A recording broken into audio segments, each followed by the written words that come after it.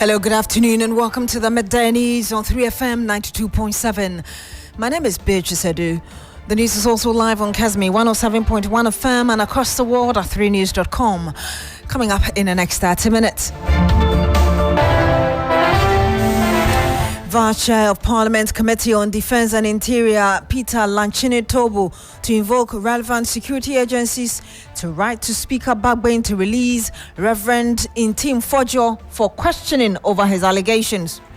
By the close of this week, we'll get to know if my brother, Reverend Intim Fojo, will voluntarily go, or he will be invited to come and support, or a letter will be written to the Speaker for him to be released. We'll bring you all the details. Also, national security operatives till later today begin the process of carting a stockpile of ECG cables discovered in an uncompleted building in Western Region amidst ongoing investigations. And much later, we'll interrogate the government's decision to suspend indefinitely contract appointments of retired public service staff with immediate effect.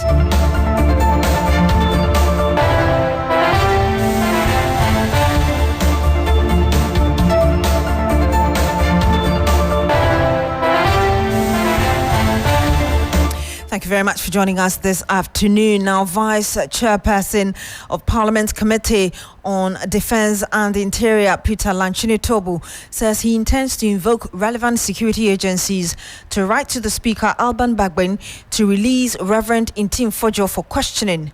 Reverend Intim Fojo has recently come under the spotlight following serious allegations of drug trafficking and money laundering against the governing party.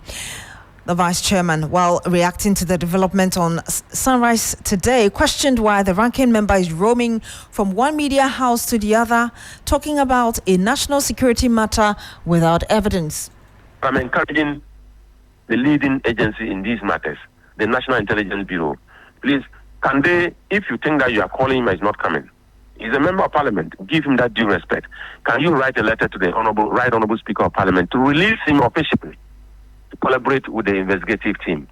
If they do that, I'm sure that the Speaker will honor it. He will release him by our standing orders, and then he will go and support them to do these things. The President's directive will not be taken lightly, no. But I'm sure that by the close of this week, we'll get to know if my brother, Reverend Intim Fojo, will voluntarily go, or he will be invited to come and support, or a letter will be written to the Speaker for him to be released. Government will not suppress him. Government is very responsible, and government, under the leadership of His Excellency President John Dramani Mahama, has taken the matter so serious that he's directed the CID, NACO, NIB, please collaborate and to the bottom of this matter. But let's leave it there. The President's directive will never be taken in vain. It will work, and President will be happy that his agencies are working. Parliament will be happy that our colleague, Honorable Intim Fojo, has collaborated, and whatever will come out will be for the good of this country. And you had the Vice Chair of Parliament's Defence and Interior Committee, Peter Lanchini-Tobu. Let's get some more on this. We're joined by Dr. Victor Doka. He is a security analyst. Good afternoon to you, sir. Thank you for joining us. Thanks.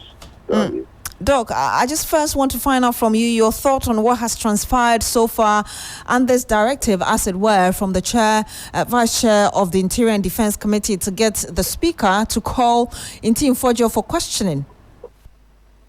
Well, thank you very much. There has been a lot of back and forth with regards to this particular issue, and I think to bring the matter to finality, yes, the Chair of the Interior Committee has taken the right steps, in my personal opinion, because we're dealing with an issue where the state security reputation is at stake, the country's reputation is at stake, and the president himself being a new president. So you're looking at how one section of Parliament, thereby the committee representatives themselves, led by the chairman, would now lead a call for the honorable MP who has claimed that illegalities went on, or he had intelligence that illegalities were ongoing with regards to these two flags that have come into the country. And this process is in the right direction from where I sit as an independent person and neutral person to see that, yes, the issue about misinformation and disinformation would be what cared and kept low. Because as a country, as institutions, what we are doing is to what care the dangers, the effects, the consequences of misinformation and disinformation, not because of what politics, not because of interest, but to care this for the sanctity of our democracy.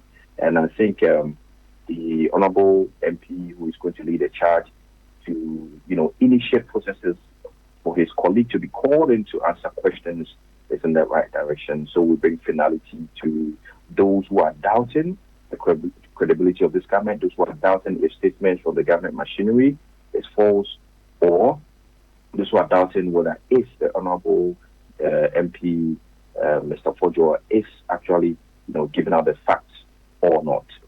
I want you to hold on, because we also do have on the line with us Professor Inoko Uswenchi, who is a governance expert as well.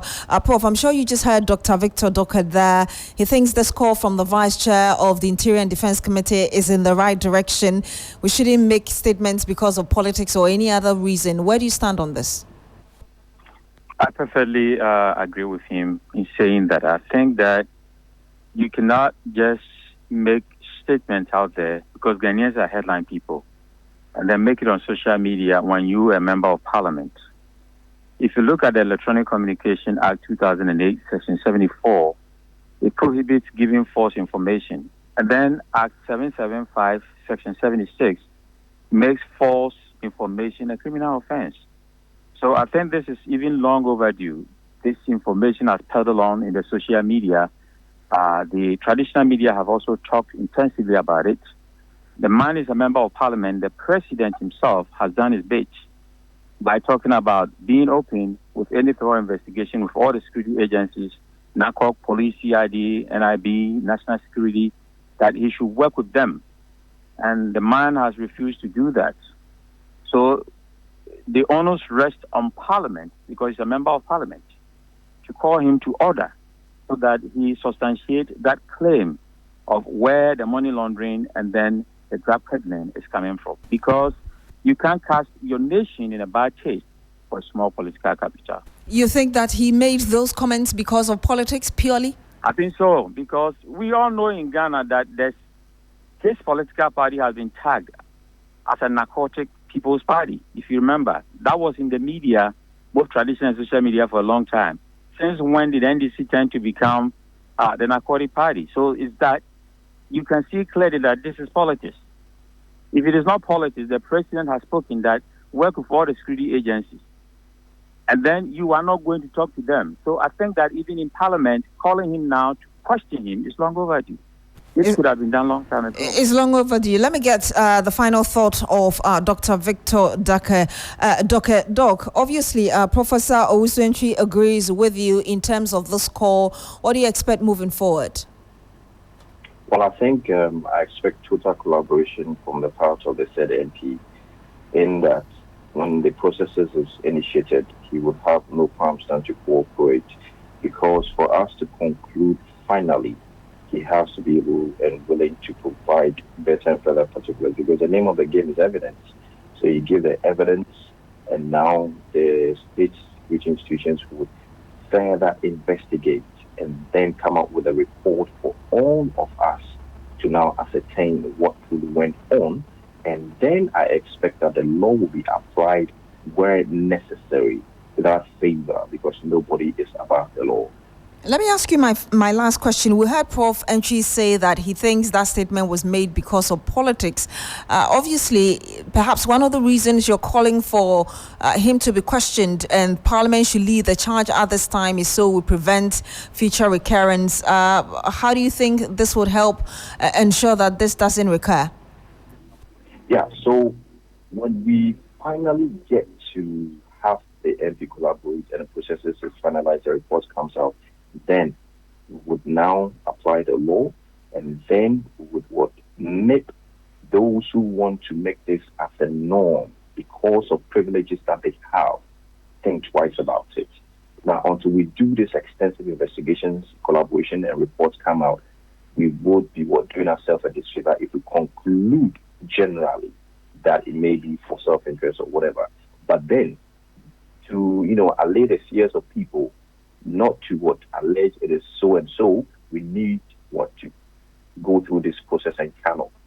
By that only, we can then come to conclusion that he did it on the purposes of political reasons.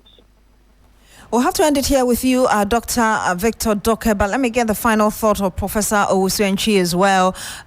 Prof, we're looking at a recurrence. How do we avoid that? Because we know that recently, for instance, Abronye made some allegations and eventually he had to step out and apologize. How do we stop these things from happening? We make laws, but we don't enforce them. That is why there are accusations and counter-accusations without evidence to back their claims. Even in academia, simple research, if you don't cite your source, that's plagiarism. And you are punished severely for it. So if people are making claims, just support that with an evidence, that is all. So if you prove what you say, or if you don't prove it, you are charged for it. So who cares for Ghana's reputation? And that is what we have to think about. The goodwill, the connections and reputation we have as a country is being tarnished because Ghana is being touted as a drug peddling nation, drug cartel nation, and that is not who we are. So if a member of parliament of all pedigrees have made this allegation and it's false, he should be punished severely. And I think that is in order that parliament, I said, is long overdue. But yes, now it's being done. Let's call him. The president has opened his arms. He should give all the evidence to us so that we get to the bottom of this issue. Well, punished severely means what in your view? The law says that you go to jail not less than 3 years if you peddle false information. That's what our law says. So if you are not using our laws, if you are not enforcing them, then why do we waste everybody's time in making laws? We'll have to end it here with you, Professor Enoch Owusu-Antwi. He's a governance expert. Thank you very much for joining us. Also to Dr. Victor Doke, security analyst. Thank you, gentlemen, for joining us on the Midday News on 3FM 92.7. Now, 3FM News has also gathered that the 41 drums of ECG cables uncovered by national security operatives at a site at Kansa Urodo in the Western region on Monday will be relocated to another destination today. The cable is suspected to be part of the consignment of the missing 1,300 containers belonging to the ECG were discovered on Monday by the National Security in a joint operation with the Criminal Investigation Department of the Ghana Police Service. This was after a tip-off from residents of the area. Abraham Mensah is our Western Region correspondent. He joins us live on the phone. Abraham, what more can you report on this developing story? So, a few minutes ago, I made contact with the National Security Operative, Tanko Nuhu, and he did indicate that he's running into a meeting with the Regional Command for the Ghana Police Service. And it's mainly to have some briefing about the operation they undertook yesterday. And hopefully, they would move to site to evacuate those equipment to another location while they continue the investigation. Aside from carting these items, what more information do you have on perhaps arrest people involved and all of that? So they are yet to determine, first of all, who that parcel of land at the second site belongs to, and then again, who also brought in those items. They are making effort. They are taking steps to speak to the Electricity Company of Ghana to determine what batches these items belong to and who is responsible for those items. This is what we've been told so far.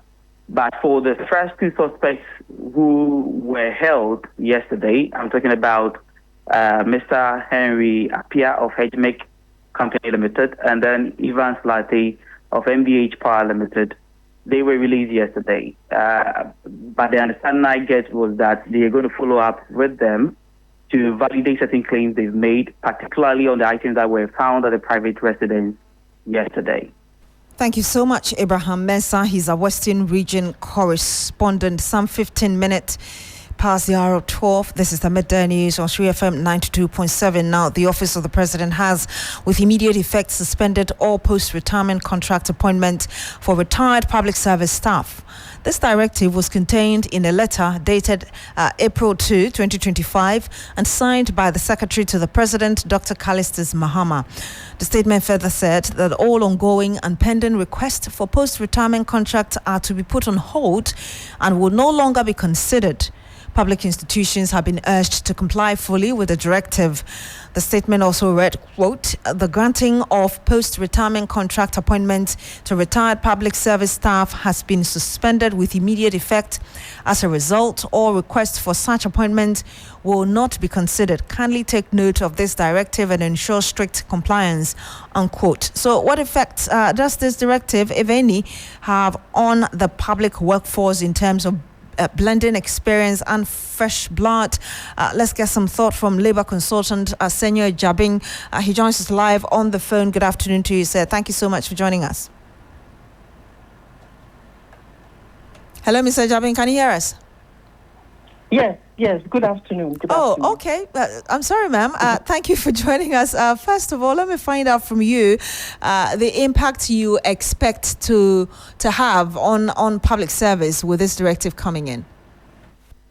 Well, I don't think the impact is going to be really great per se, because we all know that the public services have been known for a long time to be overbloated. So I don't think that the numbers will really make much difference. And so that would just be my initial comment on this matter. I don't think it will be an issue at all. I don't think it will have any major effect on productivity in the public service. Beyond this, the other issue also coming up is that you should be able to have a blend of experienced individuals and those who are coming in fresh. How do you balance that if you have to get people who are experienced, out of the system completely? That's a very, very interesting view. I've heard, a few people mention that. But to tell you the truth, in the public services, the kind of training that public servants go through, by age 45, they should be well accustomed to the public services protocols and be experienced enough to be able to do a lot of the work that is required of them. And so between 45 years and 60 years, I believe that they would have paid their dues. Now, if we say that beyond 60 we'll still be losing experience, then it means that the system may be failing in a particular way without building up people through the employment conduit. That the career conduit is such that people come in and people leave. And if you keep it stagnant, just like a river or water, then it begins to have issues. So it's very important that the system keeps moving, people come, people go, and then those who are taking over are being trained and gaining the experience. Otherwise, then we do ourselves a lot of harm, and at a point we find that we'll have skill gaps that would be lacking and affecting productivity. So I think that it's a good idea. These people can always be used as advisors, consultants, and a lot of other things that they can do to help, the country.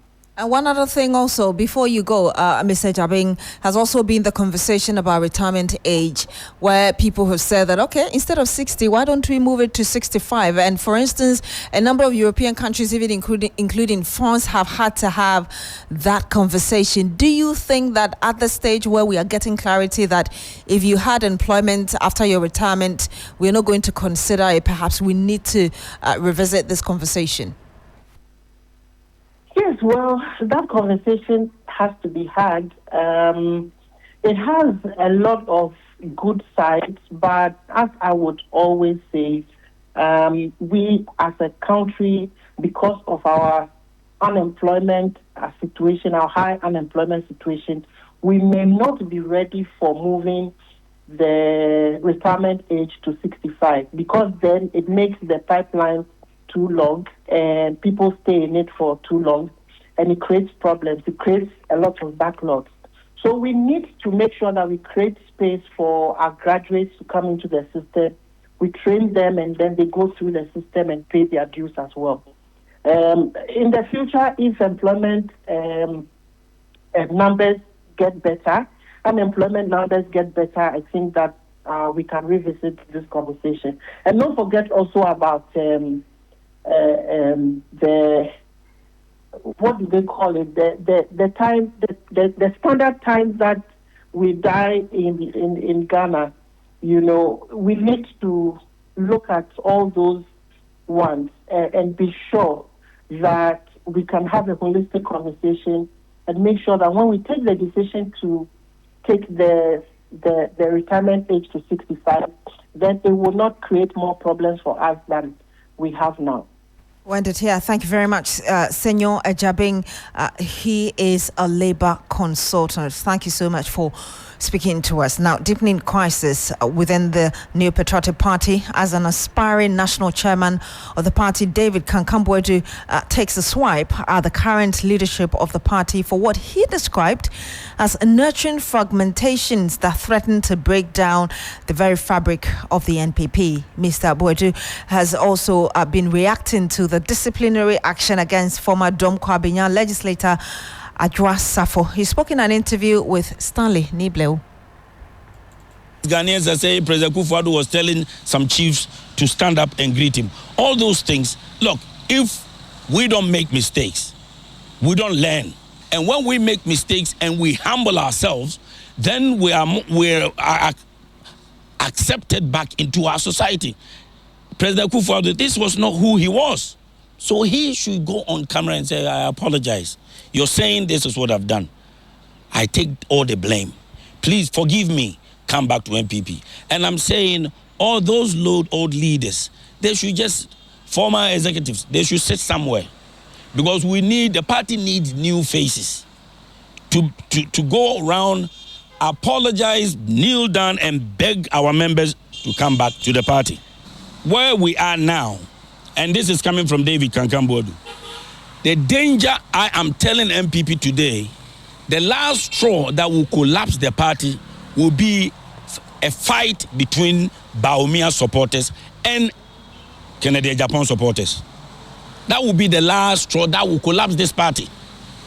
And it's looming. So is this wrong for me to say that we must be alert? We must stay alert to try and control the supporters of Kennedy Japan and Bawumia, because they will collapse the party. That will be the last straw. At this juncture, we must make sure that our brothers and sisters who we feel are committing any crime against the party, we still must be very careful with them, because we cannot afford to lose more people. And if Adwa goes, she will go with a lot of people. I don't believe she's going anywhere. But also we must make sure that we put measures in place so that people will learn to speak just like David Kankam-Boadu. I don't like war within a political party, because it's a political party. We are not a boxing association, just as the way MPP became. And you had the aspiring national chairman of the New Patriotic Party, David Kankam-Boadu.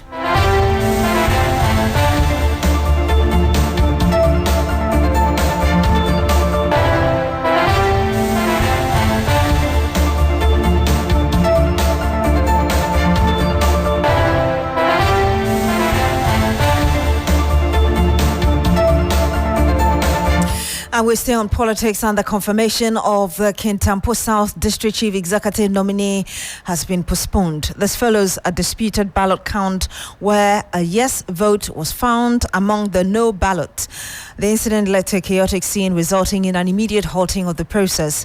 The initial yes were 26. Well, total vote cast was 40, and 27 out of the 40 was needed to confirm the acceptance of the DCE nominee. The process was immediately suspended, and the Regional Electoral Commission will now oversee a rerun of the confirmation vote, and will be bringing you an update as and when we have it. Now, the national security busts have dominated media conversations greatly over the last few months, making interceptions of stolen ECG to arresting a Nigerian businessman who is causing a nuisance at a private residence in Accra. The activities have been very well documented, raising concerns among some over the whereabouts of the police in all of these dealings. Let's recount instances of national security operations in the last few months for you. Well, on the 7th of April 2025, there was the arrest of the Nigerian businessman. I just told you about that. Also on that same day of 7th of April, there was a raid on ECG equipment storage. And just back in March, which was 19th, there was a raid on former Bank of Ghana governor's residence, something that is still being investigated.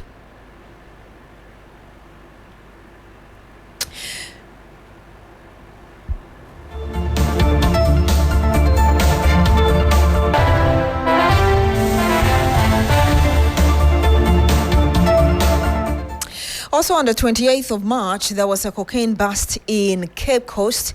February 2025, counterfeit currency operation in Sapeman, where the national security impounded some containers allegedly containing some fake dollars, also gold and some other items. And that same February, there was political raids on former officials.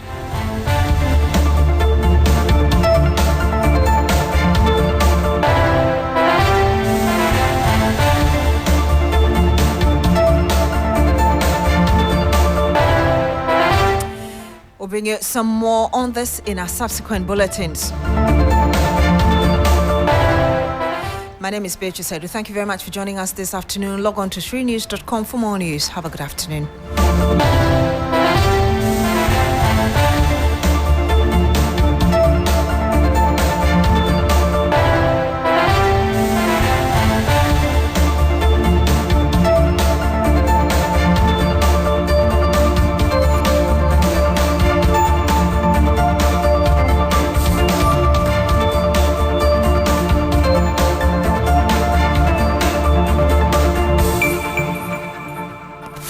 Accra, Ghana, Africa, and worldwide. Join us on Inspirational Gospel Mix this and every Sunday, 8 p.m. I just wanna praise you. I just wanna come for you are. Come for you are. Come for you are. What is your favorite scripture? Well, my favorite scripture is Romans 8:28, and it says, all things work together for the good to them that love the Lord. Kwame, that is absolutely my favorite scripture. Yes, your Inspirational Gospel Mix, a moment to get inspired with the best of inspirational songs and interviews to get you prepared for the new week. Every Sunday, 8 p.m. to 10 p.m. with me, your big brother, Kwame Adu, mixing G, mixing gospel. You can't miss it. You are blessed as you listen. 3FM 92.7. It's the battle of the teams in a 3FM 60-day Fit Start Challenge. Which team will come up tops? Will it be Team Comfort or Team Helen? Will age and tact triumph? Or will youth and energy win? Call or WhatsApp on these numbers: 0532 300 927 or 0532 200 927. Now, to join Team Comfort or Team Helen and enjoy holistic wellness coaching, specialized diet plans, and cooking tutorials, thrilling exercises, challenges, and activities, plus many exciting rewards. 3FM Fit Start is sponsored by Daffy's Health and Beauty, Bill's Microfinance and UGL Premier, and supported by Blue Skies and the Ghana Medical Association. 3FM Fit Start, your health, your journey, your victory.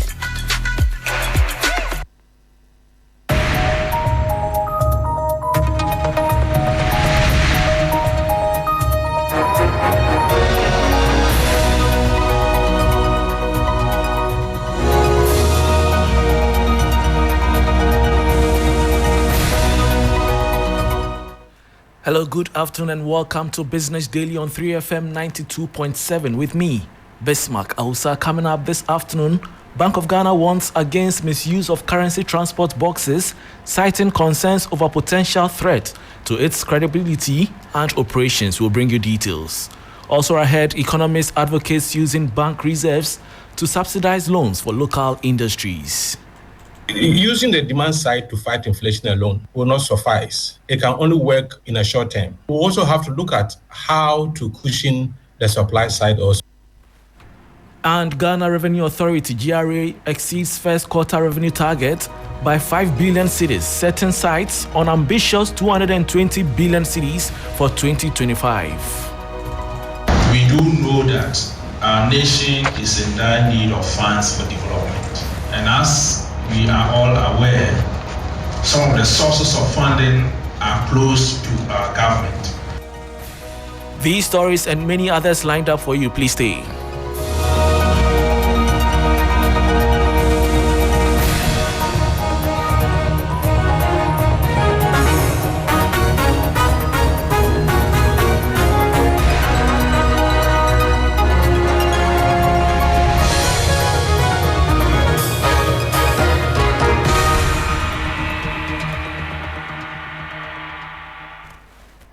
Thanks for your company. Now to the very first story. The Bank of Ghana has issued a public warning regarding the misuse of its currency transport boxes, citing concerns over the potential threat to its credibility and operations. The caution comes after the central bank's cash boxes were discovered at a large-scale counterfeiting operation at Saperman in Accra. The following 3 Business News Desk report has the details. National security during a specialized operation at Saperman in the Gan West municipality of Greater Accra uncovered fake cash-in boxes belonging to the Bank of Ghana. Director of Special Operations Richard Jakpa confirmed that the boxes were genuine BOG property. The central bank in a statement emphasized that the misuse of its branded property for criminal activities such as counterfeiting is a serious offense and must be thoroughly investigated and prosecuted. The statement further explains that while commercial banks may return the boxes empty to reuse them for non-currency related logistics, some individuals have obtained and reused the boxes for domestic or commercial purposes, including storage or general transport. The Bank of Ghana urged Ghanaians not to interpret the presence of its branded boxes as a sign of official sanction or involvement, emphasizing that a reused currency box does not carry the authority or endorsements of the nation's central bank. The Bank of Ghana called on law enforcement agencies to intervene and investigate the misuse of its currency transport boxes for criminal activities.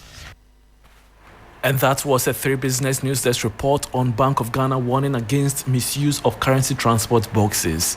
Moving on, economist Ebo Bachman has proposed a collaborative strategy between the Bank of Ghana and the Ministry of Finance to stimulate local production and curb inflation.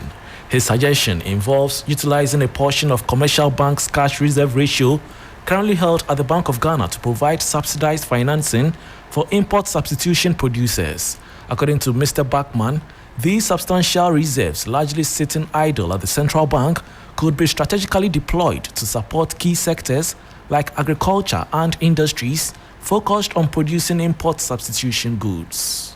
There's an instrument that is Bank of Ghana uses to control inflation, and that is the cash reserve ratio.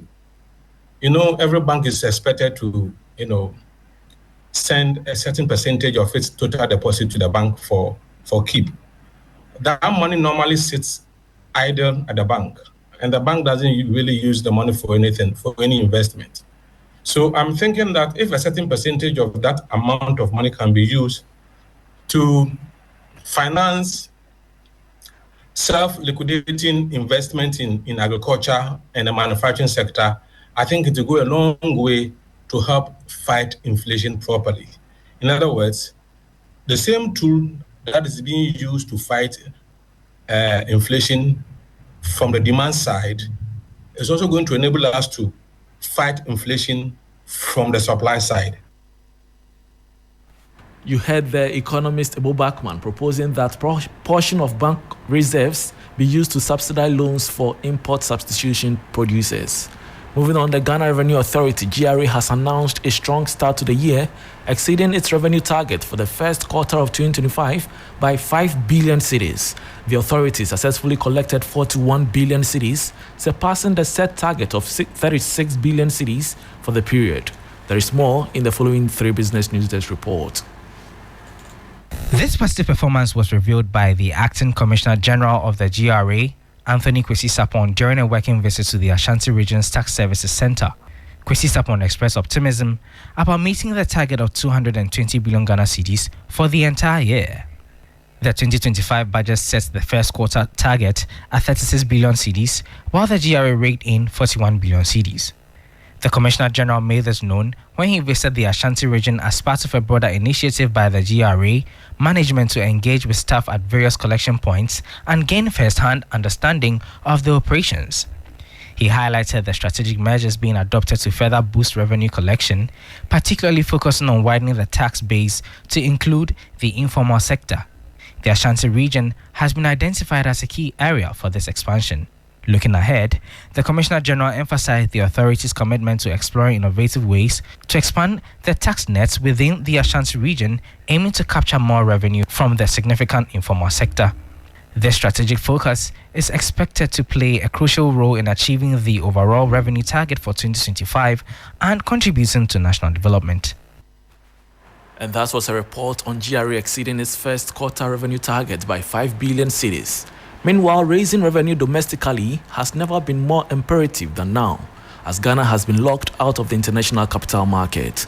The Ghana Revenue Authority has been tasked with collecting at least 220 billion cedis in domestic taxes for 2025. The Commissioner General, Anthony Sapon, has charged his officers to work hard in achieving the target. It is not just about us, it's about the entire nation that we are disappointing. And I say it's crucial at this moment because we do know that our nation is in dire need of funds for development. And as we are all aware, some of the sources of funding are close to our government. And therefore, the domestic and customs revenue that we collect is the main source of revenue for national development. And when we talk about national development, I really want us to break it down. It's about making sure that the child in our village, the child in our family is getting access to good education.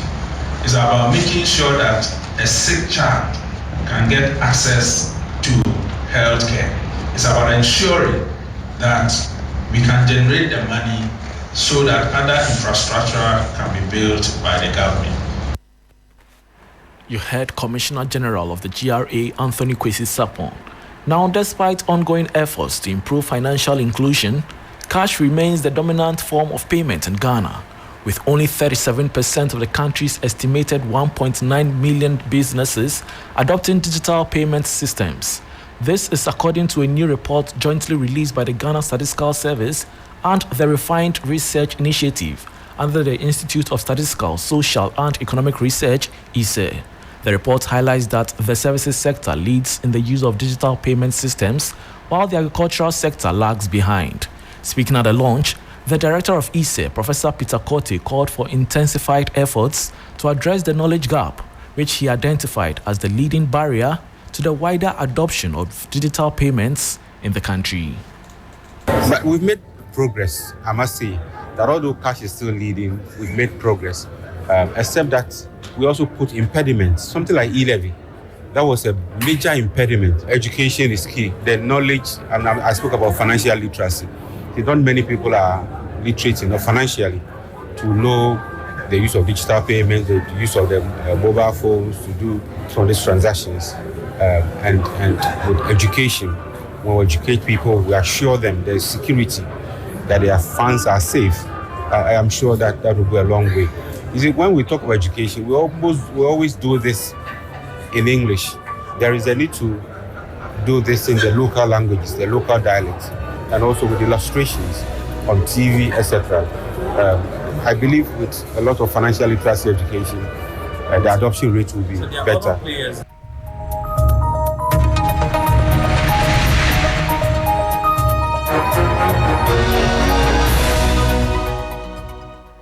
And that was Director of ISE, Professor Peter Korte, ending Business Daily with me, Bismarck Ausa. For more business stories, please check out our website, is3news.com. Thanks for your company.